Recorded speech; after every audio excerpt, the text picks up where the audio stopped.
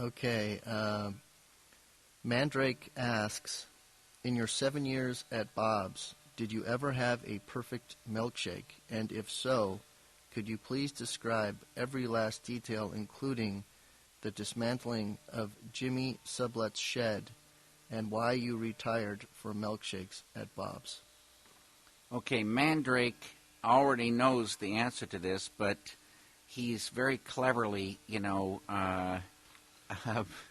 asked a question about Bob's Big Boy and their once famous silver goblet shake, which wasn't a normal shake. It was really,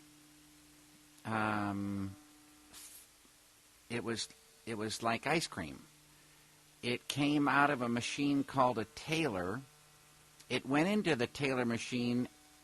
It looked like milk. There was 3 different flavors: chocolate, strawberry, and vanilla. And each flavor was poured in as you would just pour in milk. But one was pink, one was white, and one was brown. And this Taylor machine would cool this mixture, and it took a little while to cool it. And then as it cooled, it became thicker and thicker.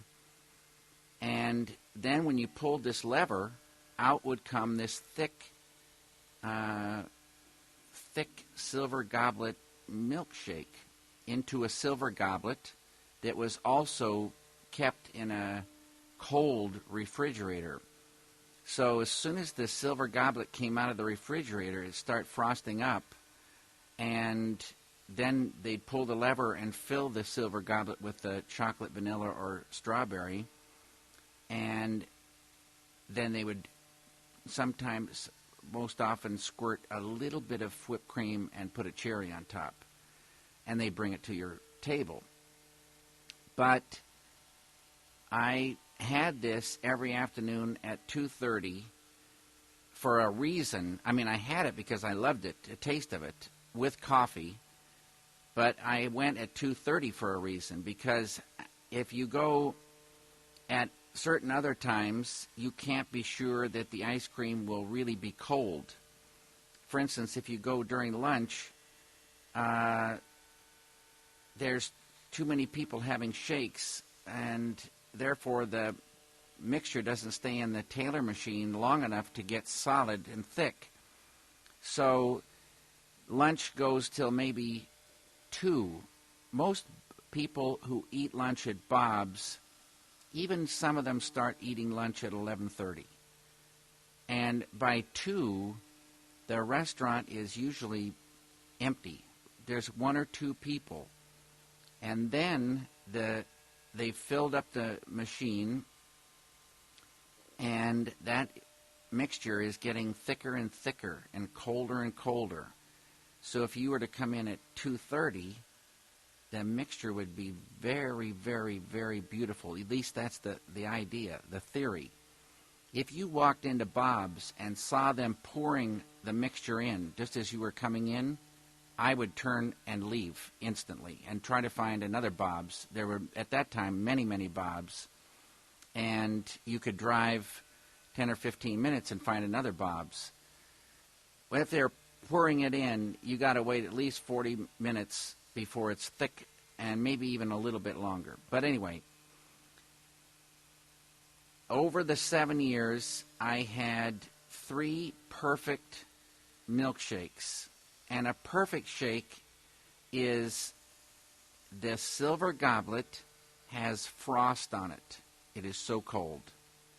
And when you touch it, your fingers, you can see the finger marks. The warmth of the body eats through the frost, but it's difficult. It's a thick frost. It almost has a fur of frost. It's so cold. Then the mixture is thick like cold butter. And a perfect shake, a perfect chocolate shake is the kind I had, is the thickness of cold butter, and it has flecks of chocolate in it. And the outside of the shake is also getting frost. It's so cold. And that is a real experience. And this thing about Mandrake asking about Danny Sublet's shed, my friend Danny Sublet and Peggy Sublet, they had a little shed in their backyard that they wanted to get rid of. And they let me, if I would tear it out, which I love tearing out sheds if I ever get the opportunity, then I get to keep all the wood. So they lived in the valley, and it was a day that was maybe 110 or 115 degrees. And I went at a certain time in the day so that when I'd be finished, it would be 2:30. And I would go to the Bob's near Danny and Peggy Sublet's house. So I brought a small hammer and a small sledgehammer, and within maybe an hour, I'd torn out their shed and cleaned the lumber and stacked it in my pickup. And I generated quite a heat in this 110, 115 degree valley afternoon. So I was really looking forward to going to Bob's. Little did I know that that afternoon I would have one of the 3 perfect shakes. Picture it, a pickup filled with free, clean lumber and a perfect chocolate shake. And it was just a beautiful, all-around, perfect experience.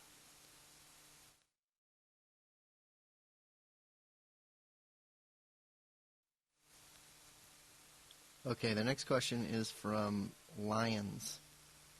And he says, I am interested in knowing how you come up with new ideas for films and how far you will be taking the Dumbland series. How do you come up with ideas for films? This is really what it's all about, is catching ideas. But everything that's ever been made by, mankind starts with an idea. So you could be walking down the street and an idea will pop into your head, or you could sit comfortably in a chair with your eyes closed and daydream your way into the land of ideas and get ideas like that. But all ideas, just like everything, has to come from the absolute. And if you could get in there and experience that, that is the home of all ideas.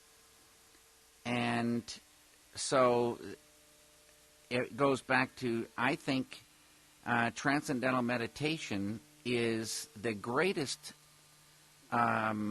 thing to do to start experiencing the home of all ideas. And I think you could start catching ideas easier and easier. And then also with the bliss of that home of all ideas, you'd just be happily out translating those ideas into something. So it goes like that. As far as Dumbland goes, I think we will finish mixing Dumbland 8 at the end of the summer. And then there'll be Dumbland 9, and I don't know what will happen after that.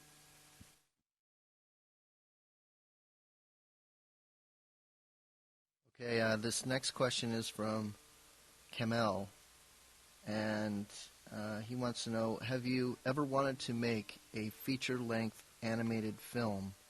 If so, what would you add to it that hasn't already been done in animation? Well, that's like, who's that? Kamel. Kamel asks about feature-length animated films, and if I made one, what would I add to it that hasn't already been done? That's like saying, would you ever want to make a live-action feature film, and what would you add to it that hadn't already been done? It's the story and the way the story is told. So first, you need the ideas that hook together to make the story, and they tell you everything. So all you would do is follow that same procedure in animation and tell the story based on the way that it wants to be told.